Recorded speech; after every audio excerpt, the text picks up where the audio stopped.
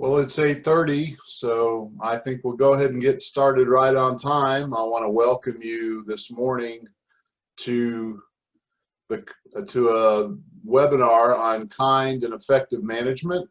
I want to give my gratitude and thanks to the Portsmouth Chamber of Commerce, and especially to Lisa Carver this morning. She's co-hosting and being the doorkeeper for us this morning.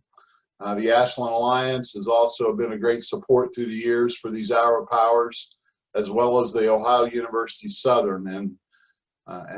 What they do to sponsor is they advertise and promote these, and in the past have provided a venue. I don't know if after COVID we'll be doing some face-to-face meetings again locally, but we are so glad to have everybody here this morning for this. I am so excited about this. This is a culmination of 17 years of my career, and I really think it is absolutely in the center of the sweet spot of what I do to provide coaching and mentoring for people. So let's get started. That's me. I've been married for 35 years to a wonderful woman, Connie. I have 3 sons. I'm the founder of Beam Business Services 17 years ago, served literally hundreds of organizations as a business coach, mentor, and trainer. I am also a biblical counselor. I've actually been doing that longer, and I'm certified with the Association of Certified Biblical Counselors, help people with marriage issues and other life issues from a biblical perspective. That's a great joy. I am the self-proclaimed granddaddy of all granddaddies. You could talk to my grandchildren and see if I live up to that title. I, of course, feel that I always do, which is probably a bit delusional. I love to play my Tyros 5, which is a Yamaha keyboard. That's my drug of escape. Other people drink and do other things. I go and play my keyboard, and it is such a joy for me. And I have a passion to help people, and that's why I'm here this morning. So I want to help you, and I want to help your organization. This is my company very quickly. Here's some other opportunities. We do free sponsored online events. You find about them in the weekly email article that I send out. You sign up for that on the website. That is free to you, no cost. We do have a couple of mastermind groups that are going extraordinarily well this year. I do professional mentoring and development, group facilitation and training. And for more information, that's at the bottom there. You probably don't have time to jot that down right now. We'll throw this screen up at the end as well. So I want to start off here this morning with some rules of the game.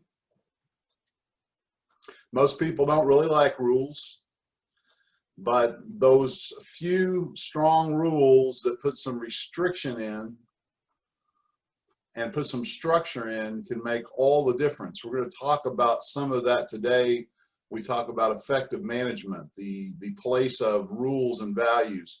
But I want some agreements from you all this morning. This is not for me. This is for you to get the most out of this hour together. First of all, I'd like you to agree to participate 100%. And participation takes many different forms.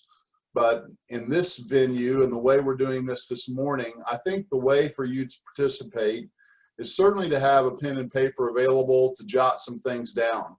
If it was me, I would want to actually jot down some questions. Questions that maybe I would want to ponder and consider later after this is over. Some questions about myself, some questions about how I am presenting as a leader. Some questions about my organization, about where it's strong and where it's weak. Some questions about my people, how they need some encouragement, how they need some help. So participation this morning would be fully being present, fully engaging, fully marinating in just the words and what we're thinking about in the thought process, and then taking a few notes and writing down some questions. I think a full participation would also include, what am I going to do from this? What change am I actually going to make as a result of spending an hour online with this event? Second, please set aside all of your knowledge right now about management especially.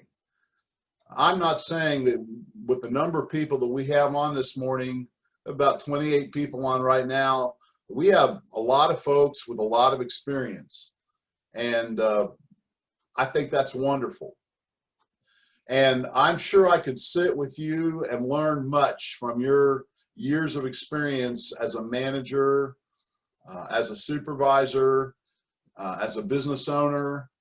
But for today, I want you just to be a little curious child. I want you to take all that great knowledge that you have and set it over here and just find this interesting. This may be a whole brand new approach. It may be validating to what you already know. But if you'll get rid of the I know, that thing, you know, think about know-it-alls. You can't teach a know-it-all anything. They already know it. Don't be a know-it-all this morning. Just say, I don't know anything. I'm going to come into this with a fresh perspective, with an open mind, and set aside my knowledge. And that's how you can get the most out of this. And third, we'll have some fun. Now, sometimes I get a bit sarcastic and a little bit edgy, and I'm trying to minimize some of that because sometimes people, somebody told me once, people are like eggshells, Dave, and you crush eggshells sometimes. So I am doing my best to not be so sarcastic and critical, but we will have some fun this morning because we're looking at people, folks. We're looking at people like you, and we're looking at people in your organization. And it is certainly challenging to work with people. You are a people, you're challenging to work with too. That's just true.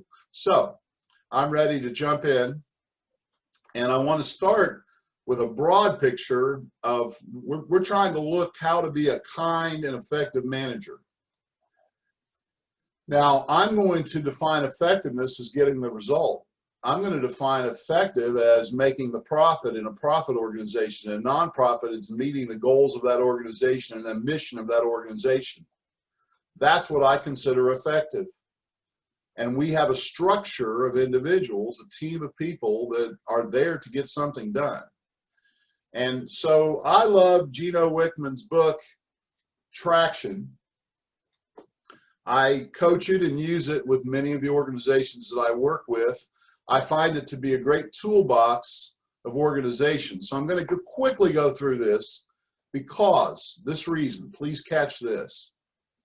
You can have the best managers and the kindest managers, but if you don't have a good structure and you don't have a good organization for them to work within, they're going to still be limited in their effectiveness. The effectiveness of a manager also depends on the structure of the organization. So I love this book. You can get it on Amazon. It's called The Entrepreneurial Operating System. The book is Traction. And here's what Gino will teach you in that book. And a great book of tools. First of all, if you're going to have a strong organization, you need to have vision. Gino talks about 8 questions that you should be able to answer in an organization. Here are these 8 questions. I'll just auctioneer them to you. You need to know your core values. What are your non-negotiables? You need to know your core focus. What are you shooting for? You need to know a 10-year target, a big picture, number 3. Number 4, you need to have a marketing strategy. How are we going to attract our clients and people to this business, to this organization, the people that we want to serve? What does that look like? 4th, you need that. 5th, you need a 3-year picture and a 1-year plan. When you get down to the 1-year level, you need to have clear goals. People need to know what we're measuring and shooting for, and then break that down into quarterly rocks. We call them rocks. Those are those big priorities, 2 or 3 every quarter. Think about this. If everybody in your organization had 3 specific rocks to achieve and everybody got that done and we picked out the priorities, how strong that would be. And then finally, issues. We need to solve our issues. So a good vision one-page vision, two-page vision would answer all those questions. Second, you need to have a process. People need to know who does what by when. We need to have that documented. We're not talking about a big 3-ring binder that you can hardly pick up off the desk. We're talking about some simple checklists. It may be even a series of pictures about how to do something. But we have systemized, made an objective manual to show people objective communication, what they need to be doing. And that is our franchise. That is how we do business here, and everybody follows it. Third, the third component of a strong business is data. I find some people are very number phobic. They certainly don't like financials quite often, but I'm saying this: how do you know if you're winning the game if you don't have a score? 5 to 15 measurable items that you measure and track will tell you so much about your business, and you have to get those identified. Fourth, we have to solve problems or issues in the business. They need to be captured on a list, and then we need to IDS, identify them, discuss them, and solve them. How are you all doing at problem solving at your organization? Great system, great tool. Finally, you need some traction. If we're going to move forward, we need to get those wheels on the ground and get them moving. And those 90-day focus rocks for everybody in the organization, and a consistent, scheduled meeting pulse where meetings start on time, end on time, and we solve problems is what that one's about. And finally, what we're going to be talking about for the rest of this morning is people. In the words of Jim Collins in the book Good to Great, the classic, we need the right people and the right seats. And that's where we're going to focus this morning, is to be an effective manager. We need to have the right managers in the right seats doing the right things and having the right attitudes. And I am just so excited. We're getting ready now to cross the divide here and cross the bridge and go into the content of today. And I think you're really going to be glad that you came this morning. It's going to be a little challenging. When anybody spends any time with me, they kind of have this love-hate because they're having to look in the mirror. So here we go.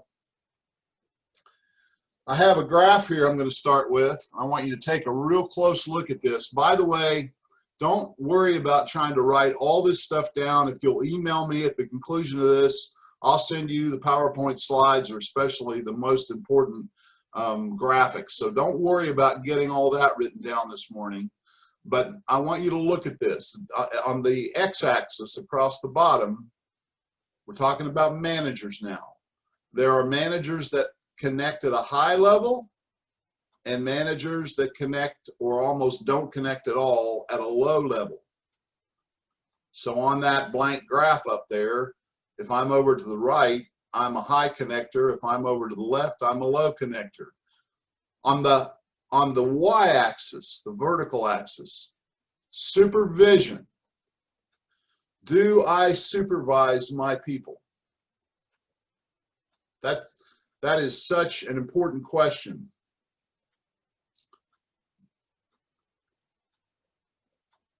So I'm either somebody who's very involved and I oversee things very closely, or I'm somebody who has a low level of supervision. So I hope you kind of get the sense of the graph. Now, here's where it starts to get exciting. Now I want to explain this very carefully. You are not one of these people. You are all these people, but you tend to go to one place on that graph. Your comfort zone as a supervisor or manager, and if we're talking about the managers in your organization, you're going to start to identify individuals as we go through this. You locate at one of these places. So let's look at the first one. The commander. This is the supervisor, the manager, that is, frankly, a domineering dictator. Let me tell you a little bit about this type of manager. This type of manager has a goal. His goal is for employees to give unquestioned submission to the orders that he barks out. He barks out, she barks out orders and threats. There's kind of a little bit of a fear base about how this person keeps order. Employees often feel blamed, attacked, defensive, and resentful. Blamed, attacked, defensive, and resentful. You've got some folks in your organization feeling that way. There just may be a commander lurking as a manager. The communication style is intimidating. Problems are typically suppressed. They're typically marginalized. They're typically pushed to the side because we're just blaming people. We're not really dealing with issues. And finally, the typical outcome that these type of managers get is low, minimal, barely meeting standards if you get that far, low morale, and a lot of turnover. If I go into an organization as a coach and I'm starting to work with people and there's a lot of turnover, people aren't staying in the organization, I'm looking for the commander.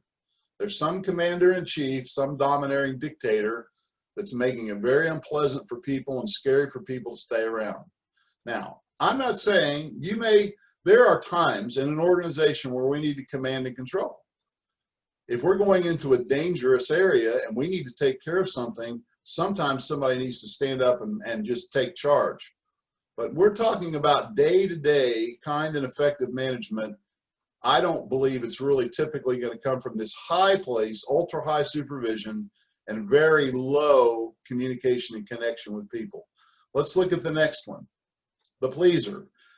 That's down in the right-hand corner at the bottom, and this is the nice friend. So let's talk a little bit about the pleaser. Their goal is to be liked. We just want everybody to get along. And I especially want you to get along with me. I'm a nice person. The manager behavior, unstructured conversation. Let's just have a chat. Let's just have a coffee. Let's just talk about people and talk about things. Maybe things will work out. Employees typically are stroked. And I'm going to say very undisciplined, because this is so laissez-faire and friendliness is what rules, and communication is typically very vague. We don't want to get specific and make anybody uncomfortable, and problems, unfortunately, are avoided. We don't want to talk about those unpleasant things at work that need to change. So we just avoid all that, and the typical outcome in a pleaser world is mediocrity and very high drama. If you have an organization that has a lot of drama, a lot of mediocre results, you've probably got some pleasers. And if you've got pleasers and commanders in the same organization, you've got major battles going on. The commanders are saying those people need to get with it. They're just too nice, and they need to buck it up, and they need to get a whip, and they need to get people in line. And the pleasers are saying, if you got rid of those ugly people there, we just love each other and get along fine. And I'm telling you, folks, both of these are somewhat dysfunctional. They have their place at times, but you're not going to get the results if you have these folks managing. Now, can these people change? We'll talk about that later.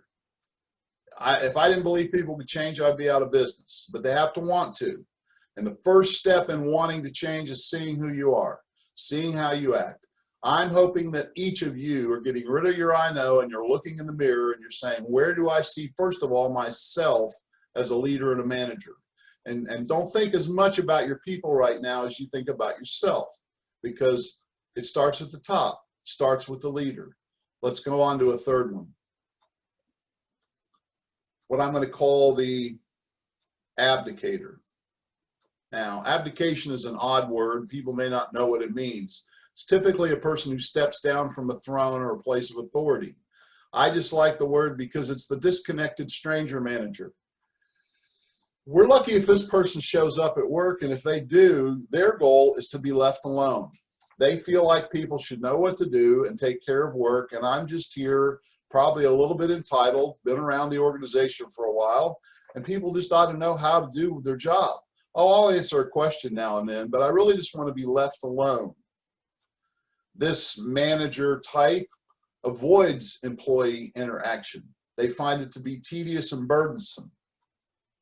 Employees are typically ignored. and especially the new ones feel very isolated because they're not getting the help they need. The communication is absent or it's very distant. There's no connection at all here. Low supervision, low connection. Problems are ignored under this management style, and what you get is chaos and confusion. If I go into an organization and we're doing an evaluation and I see a lot of chaos and confusion, I often find abdicators sitting in their office or not even coming in for a full day's work, expecting everybody else to do the work. Doesn't work. These folks are limited in their value when they're in that box. Now, can a person be a commander, an abdicator, and a pleaser? Absolutely. We move around this chart as people. But you're gonna eventually roost in one of these places most of the time. Let's look at the micromanager. I think this one probably people will relate to the most. I see this most often in organizations. They're the controlling expert. The micromanager's goal is for employees to conform and meet the expectations. And I can hear some of your thoughts right now. Dave, what in the world is wrong with that? Expecting people to follow the systems and the rules and meet expectations. Well, there's nothing wrong with it except it doesn't work. You sitting and being stressed and upset because people don't follow the rules and whining and complaining, if not to everybody else, to yourself, and then puffing yourself up thinking, I would never do that, and I'm a little bit better. If you look at this, you have a high level of connection and a high level of supervision. So you're very much in people's faces, but you're smothering them with your information. A micromanager feels like their job is to provide instructions and explanations. And if things aren't getting done, they just go into rhetoric. They feel that employees need to be critiqued. And so the employee typically feels under that kind of management criticized and overwhelmed. And especially if the person's a little bit timid and they don't have a high level of confidence, they feel intimidated a little bit. This person is a little bit kind of like the commander in their supervision style. But the commander kind of shouts orders from the corner. The micromanager gets in the middle of it and wants to micromanage or control. They love control. They want to control everything. Employees often feel criticized and overwhelmed. The communication is complicated. There's usually a whole lot of it. These folks like to write detailed emails that are 3 pages long. Problems get analyzed to death. We hardly ever solve them, but boy, we can talk about them forever. And it's burdensome and it's heavy. And the typical outcome is we don't have consistency. Sometimes things get done, often they don't, and people are frustrated. And you will often see turnover in this organization from people who want to take some ownership, but somebody else wants to control it because they're the expert. Now, look at those 4 and identify where you tend to go. You probably tend to go one of those places, especially under stress. We've got a 5th one. We've got some light here. We've got some hope this morning. There is a place that if you're camping out in one of those corners, you can move to the middle here and get a balance and a harmony of supervision and connection. And I call it, of course, the coach, but this is the kind collaborator. Those that are the micromanagers and the commander probably feels that the kindness is not on the table. The abdicator doesn't care, and the pleaser absolutely wants to be nice. We have to talk about the difference between nice and kind. Nice people don't confront problems. Nice people don't talk about the issues. They don't solve the issues. Kind people have learned through a skill set how to confront in a kind way. They support people and attack problems. support people, and attack problems. This kind coach, their goal is to create strong, shared agreements. Folks, I want the people that work with me on my team to buy in. I don't want just compliance like the micromanager. I want people to share it. I want people to share it and own it. I want them to understand it. I want them to be all in. And I need to slow down and be kind and be patient and be listening. This is what a collaborator, a kind coach does. They ask questions and they listen to understand.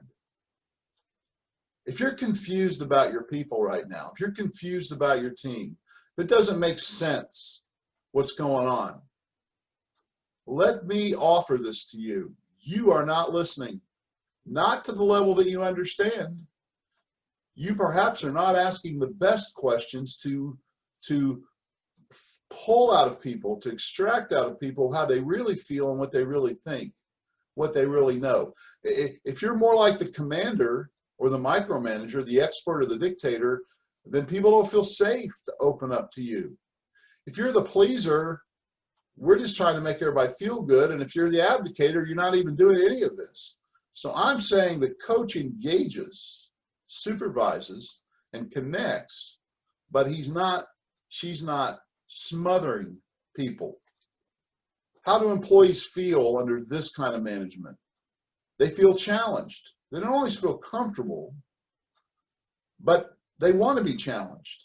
I think within every human being, there's a desire to be better. In fact, to be the best. I think everybody wants to be a hero. Everybody wants to be successful. Everybody wants to feel good about their performance and about themselves.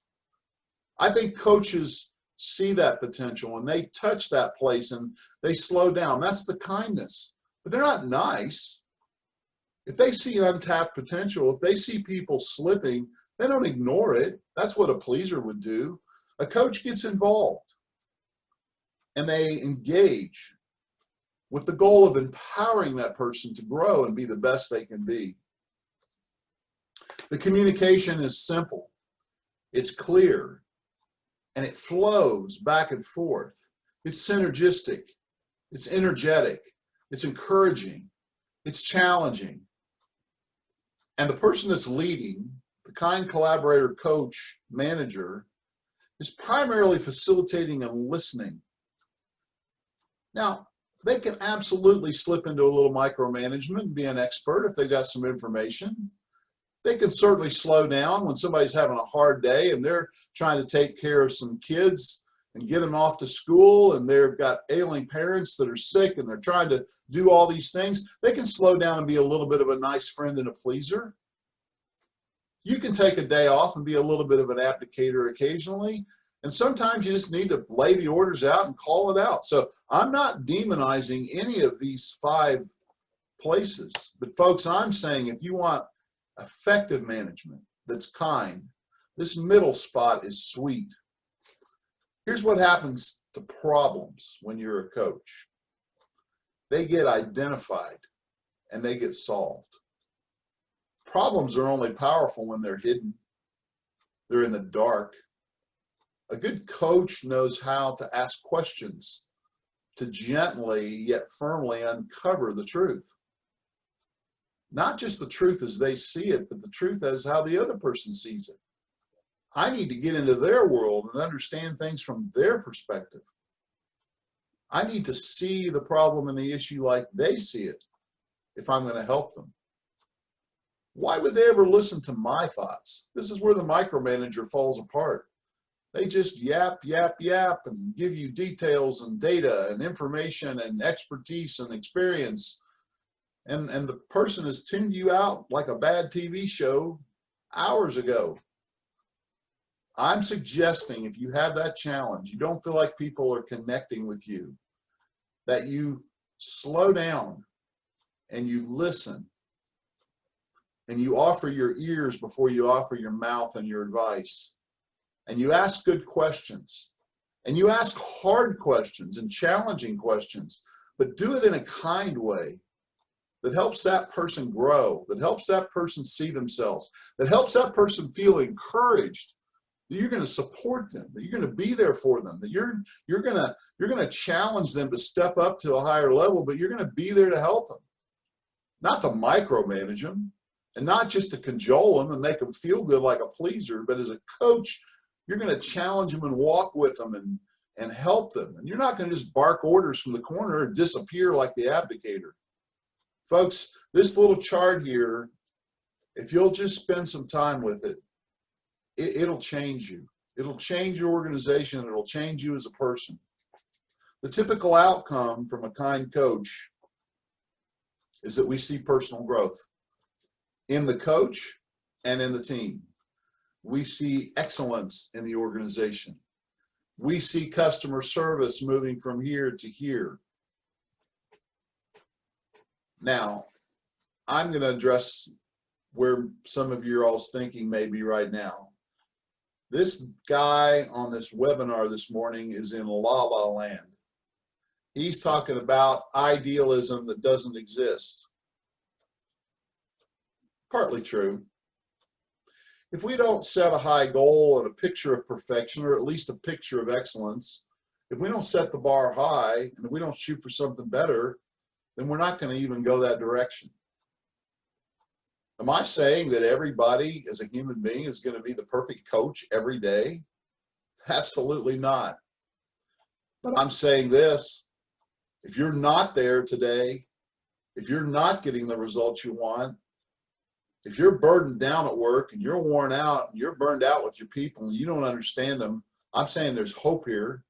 If you can find out where you are, if you're a dictator over here and you just harshly commanding people, or if you're a micromanager over here and you're just offering information and your expertise, but you're really not engaged, if you're just a pleaser and you're just going in and trying to make the best of the day, but you're not getting anything done, or if you've given up and just dropped out and you become a disconnected stranger, I'm saying there's hope today.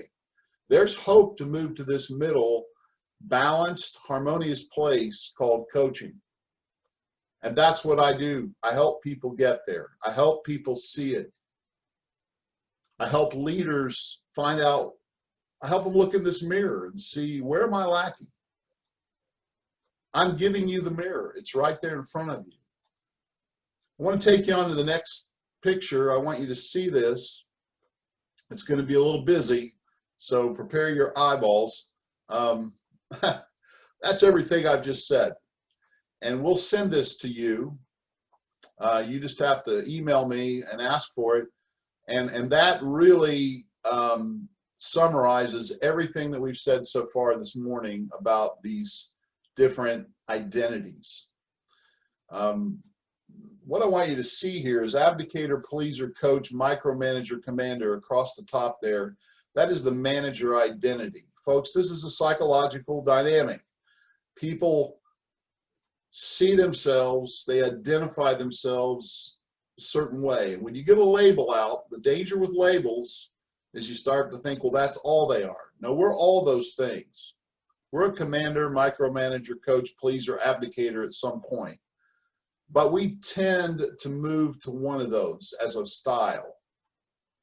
And that role that I take comes from that identity. So if I've got an identity as a pleaser, I'm going to be a nice friend. That's what my value is. We're going to look at identity and how to work on this. Because here's the question. If you're buying into my Kool-Aid this morning, if you're drinking the Kool-Aid and you're saying, this sounds pretty good, this is pretty exciting, I think you got a good handle on what's going on. But the problem is, Dave, the challenge is, how do people change?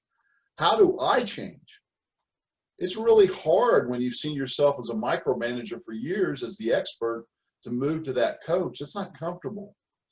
If all I've ever done is command people and bark orders, how do I move to someplace better? That's what we're going to talk about for the rest of the morning, is how do I change?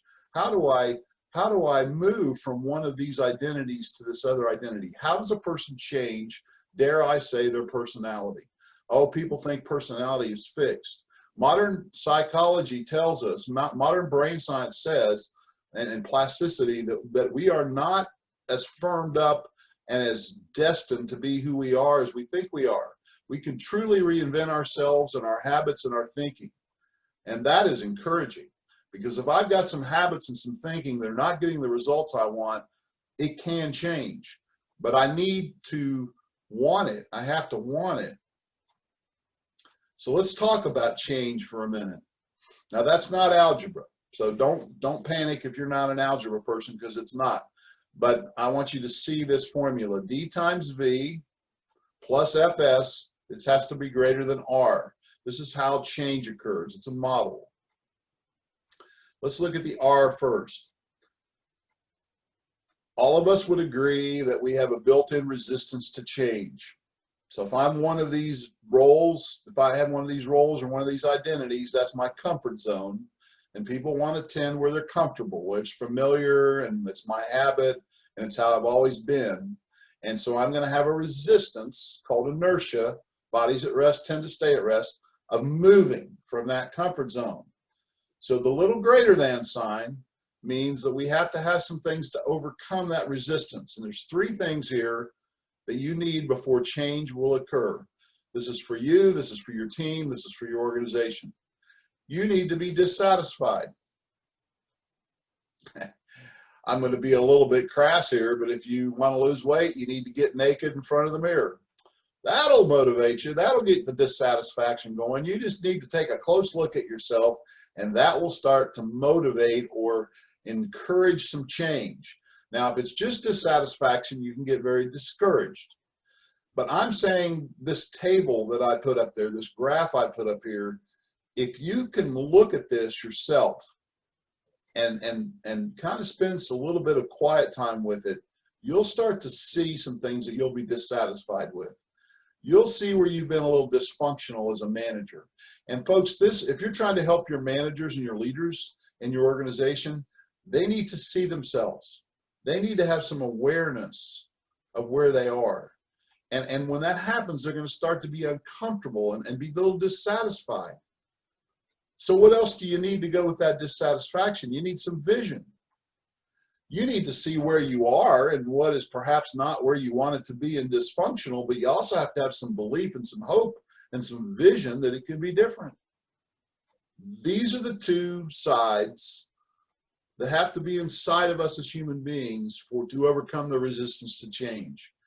We need to be unhappy and dissatisfied with where we are, and we also have to have some encouragement and belief and vision and hope that we can change. Once that internal piece is moving, we've got that chemistry going, we have to add one little thing to it to make the change occur, to break the inertia, the first steps. It's the action piece. You can feel dissatisfied with where you are in your management style. You can even believe that you could be better if you worked on it and have a hope and the belief that you could get there. But until you do something about it, it doesn't happen. This is what needs to happen for change to occur. We need to get up out of the chair and do something.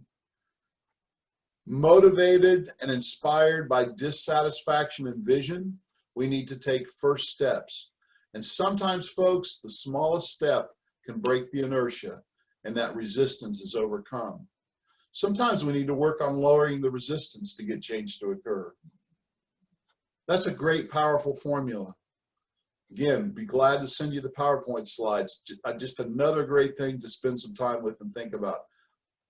Now we're going to look at identity, because we've talked this morning about these 5 identities as managers, and you're saying, yeah, Dave, I'm kind of the micromanager and I'd like to move towards that collaborating coach. How do I work on that identity? Well, I think a little bit of understanding about how identity works is very helpful.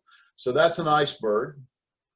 And what you notice about the iceberg? Well, about 10% or so is above the water and you see it, and the rest of it is beneath the water and submerged and not visible. So the iceberg is the person. We're looking at this model, and the first thing we're going to look at is we want to have some results. I want to create some results. I want to have a different outcome. I want to change. I want to do something different, and I've defined what that is. You might call it the goal. This is what I want to have. the results. In order to have those results, I need to do something different. Now, when we look at people, this is the part of people that we see. This is the part of ourselves that we see. We see their behavior, and we see the words, and we hear the words that they use, and we see their actions. And folks, quite often people are trying to manage from the do. They're trying to manage themselves and just have behavior change.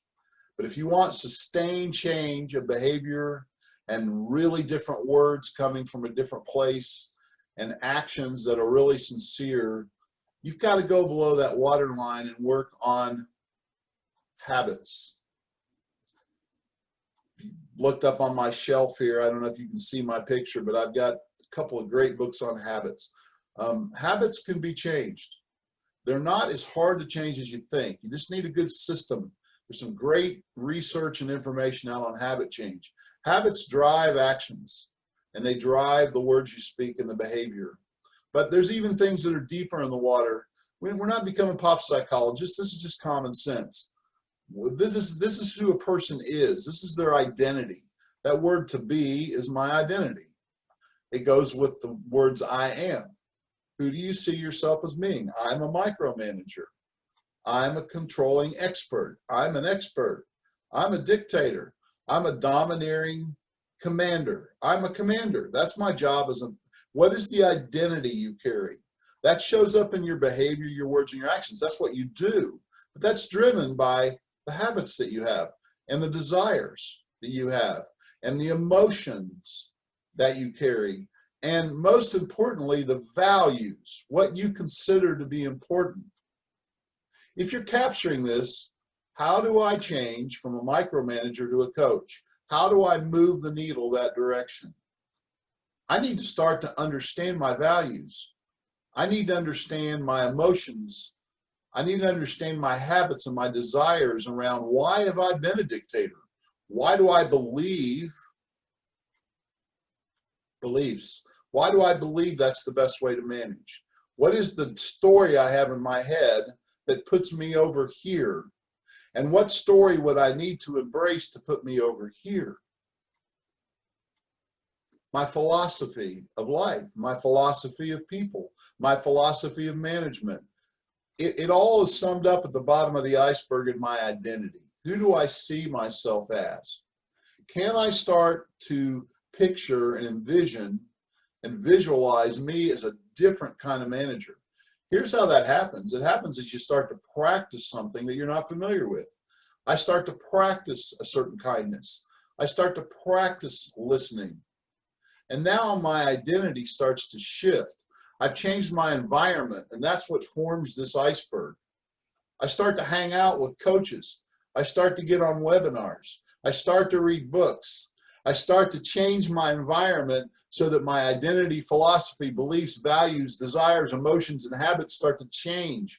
Who I am changes, and therefore my actions and my words and behavior start to change, and my results change. I need to be, to do, to have. It's just a very powerful lesson. Be, do, have. Just take a moment. I'll give you a moment of silence here just to kind of let all this percolate in and kind of settle. Look at those three words. Very interesting words. If I was sitting with you this morning as your coach, I would ask you, what do you want to have? We would have some fun with that. We would relax with that. We would dream with that. We would think about, man, this is what I'd like my workplace to be like. This is who I'd like to be as a manager. Frankly, this is how I'd like to relate to people, Dave. I'm just not the friendliest person. Or, I need to toughen up. I've become so nice with people, they run over me. I never use the word no. What do you want to have as a result? Paint that picture, that vision, and that change formula of change and what it looks like. What do you want to have that you don't have right now? That's human to be able to think about that. Second question you're going to ask once you determine that is, what do I need to do to have that? What changes do I need to make? What actions do I need to take? What definition of insanity is doing the same thing and expecting to have something different? I got to do something different. I need to learn what to do. I need to get some education. I need to get some coaching. I need to get some help. I need to talk to somebody smarter than me, or at least somebody who knows something I don't know. Can you humble yourself and get rid of your I know and fully participate? Can you follow those rules and get engaged and be different? Be different. Who do I have to be that I'm not being right now, perhaps, to do those things? Maybe I need to be humble. Maybe I need to be curious. Maybe I need to be hopeful. Who do I need to be? Maybe I need to be kinder with my people. Maybe I need to be firmer with my people. How does my identity need to change to have the result? To do the things I need to do to have the result? Here's the question. This one might be worth writing down. Who must, you could say who must I be to do what I must do to have what I want to have? Very simple, isn't it? I'm talking to business owners this morning. I'm talking to managers this morning. I'm talking to organizational leaders this morning. You're not having the results you want. You're not having the outcomes you want. Oh, it's okay. Sometimes we have great outcomes, Dave. Sometimes we're doing wonderful things. It keeps me going. But sometimes we're not. What needs to change? First of all, you need to change. Who do I need to be to do what I need to do to work on this organization so we can have what we need to have? Folks, it's time to slow down, going way too fast if you're like the typical American, and really consider it's time. It's time to do something. The time is now. I need to get with it and really look in this mirror and really determine where am I and where do I want to go and what do I need to do and who do I need to become to do that. Here are the opportunities. We're going to be doing these events through the rest of the year, Lord willing. I'm going to be, the next one next month in October is going to be on systems. We're going to look at the system side of a business, delve into the traction a little deeper on what is that, and that sounds so dry and boring. It can be very exciting. How can we make systems simple and easy to follow and meaningful and where people actually do it? So we're going to talk about that, and we'll have some other topics. In fact, I'm open to you all sending me topics that you'd like to hear us talk about here, challenges that you currently have in your organizations. Dave, I'd like to hear a webinar on this issue. Again, the weekly article, it's basically an article and it tells you about the next event coming up. That's about all we put in that. Very short. I don't, it doesn't load up your email with some long-winded thing. Every week, you just sign up on the website for that. Mastermind groups. Currently have one of 8 people. We have another one that has a couple openings if you're interested. We meet weekly together as a group and just bring our challenges to what we call the hot seat. And all of those folks from different walks of life, different businesses, different perspectives, give advice and help and coaching to that one individual every week. And we go round robin with different people. It's very structured. It's on 1 hour a week, same time, we get together, we end, and we also bond together as a group of people. It's just an amazing, amazing opportunity. I provide professional mentoring and coaching and development for organizations. I've done that for 17 years. If you have an interest in that, want to know more about it, just contact me. Be glad to talk to you about that. And then also group facilitation and training. Hopefully COVID will ease up and we'll be able to get back together one-to-one. I love to be with people, but this has also been a great opportunity. I never would have believed that Zoom would be this great and work like this. But group facilitation and training, if you want some interaction like this and some programs like this for your organization, love to help you with that. And there's my contact information. So I've never been, never had people get angry at these situations for getting done early. And I don't want to drag things out. We've got about 10 minutes left this morning. So I'm going to let you all actually go early and say goodbye right now. But if you want, let me put that back up there. At Dave Beam, at mentordavebeam.com, if you want a copy of these PowerPoint slides, please email me and I will just attach them to a replied email, and that's what you get. And would love to also meet with you, meet with your organization and help you if I can. But I hope this was helpful this morning. I hope this opened your eyes to a lot of possibilities.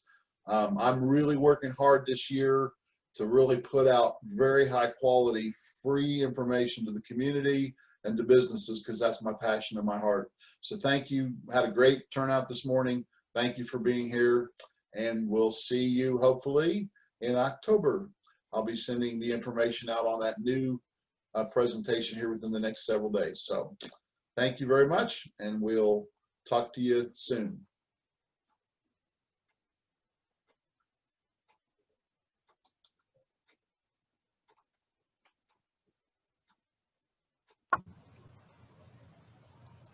Thank you, Dave.